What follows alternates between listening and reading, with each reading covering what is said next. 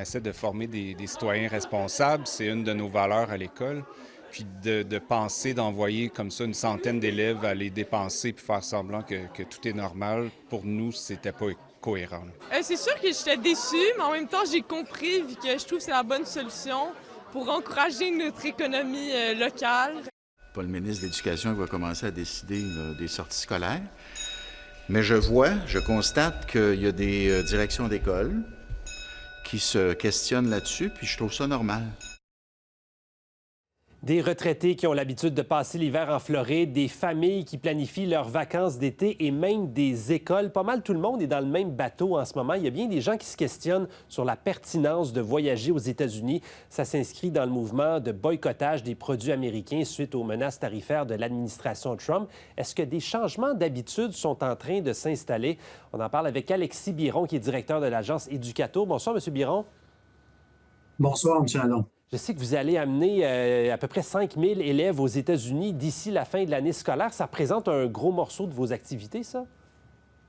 Absolument. C'est nos plus grandes destinations. On parle principalement de New York, Boston, Philadelphie, Washington.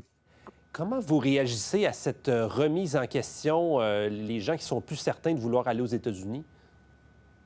Je pense que c'est effectivement une réaction émotive qui est tout à fait comprenable en ce moment. Je pense qu'on cherche des moyens de répliquer. De notre côté, c'est certain que ce type de voyage-là, oui, ça se passe aux États-Unis, mais on investit énormément de ces montants-là au Canada.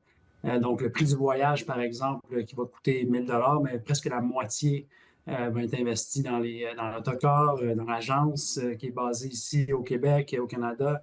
Le guide, le chauffeur d'autocar. Donc, il y a plusieurs de ces investissements-là qui ne seront pas faits aux États-Unis. Donc, c'est à considérer quand même là, dans l'équation. Oui, donc il y a des emplois canadiens qui dépendent de ce que vous faites. Avez-vous des appels de direction d'école qui se posent des questions, qui sont un peu nerveux à propos de ce qui s'en vient? Étonnamment, aujourd'hui, ça a été très tranquille. Par des entrevues médiatiques, je n'ai pas parlé à beaucoup de directions, quelques-unes quand même. Hier, les gens appelaient un petit peu plus, lundi aussi. C'était pas des questions, personne ne parlait d'annuler. C'était surtout des questions, les gens se posaient des questions par rapport aux frontières, les douanes. Est-ce qu'il allait y avoir plus d'attentes? Est-ce que les élèves allaient devoir débourser une taxe spéciale? Donc, c'était plus en lien avec ces sujets-là. Est-ce que la sécurité sur place a changé? Donc, on tentait là, de rassurer les parents et les élèves là, par rapport à ces voyages-là qui s'en viennent dans quelques semaines. Oui, donc pas de plan pour l'instant d'annuler un de ces voyages-là. Non, pas pour l'instant. Donc, ces voyages-là ont été réservés il y a 6 mois, il y a 9 mois. Donc, la plupart de ces voyages-là sont payés. Donc, les gens étaient prêts à voyager pour les prochains mois. À voir l'année prochaine si la tendance change. Il est très tôt pour le dire en ce moment. Mais pour les prochains mois, en ce moment, c'est le statu quo. Pourriez-vous profiter de cette occasion-là, parce que, bon, vous faites des voyages éducatifs, pour expliquer un peu ce qui se passe, profiter des voyages pour être capable d'expliquer aux élèves la situation actuelle? C'est une très bonne question. Moi, je m'imagine dans 20 ans un élève qui est allé à Washington en pleine crise tarifaire, comme on le voit, et qui peut expliquer aux gens autour de lui ce qu'il a appris en visitant les différents monuments, en ayant des discussions avec des guides qui peuvent un peu parler de tout ce système-là, le système politique américain qui est très complexe. Ça peut être une expérience très enrichissante pour les élèves, au-delà de la solidarité là, où on souhaite consommer plus local et je le comprends à 100 Je pense du même coup que d'apprendre sur la politique américaine en classe, ça se fait très bien. Mais sur place, en visitant les monuments, c'est une autre paire de manches. Puis je pense que ça a une très bonne valeur en soi. Là.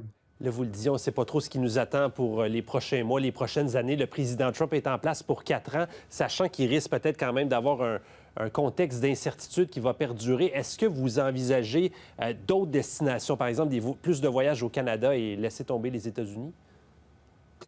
On envisage toujours des voyages au Canada, un voyage éducatif, donc scolaire, qui comporte 100 personnes, 100 ou 150 personnes. C'est quand même assez complexe à organiser, trouver une capacité d'accueil qui va être capable de loger 150 personnes. C'est pas partout qu'on peut aller. Évidemment, il y a les destinations comme Ottawa, Toronto qui vont sûrement être plus populaires dans les prochaines années. Je pense, par contre, que New York, ça se remplace difficilement. C'est pourquoi je pense que, et on l'a vu en 2016, lorsque le premier mandat de M. Trump a commencé, les gens se posaient des questions. Oui, il y a eu une recrudescence pour les destinations canadiennes, mais c'est certain que les gens ont continué d'y aller. Là. On l'a vu là, à partir de 2016. Là. On verra bien ce qui nous attend. Merci beaucoup d'avoir fait le point avec nous, M. Biron. Ça me fait plaisir, M. Nadon. Au revoir.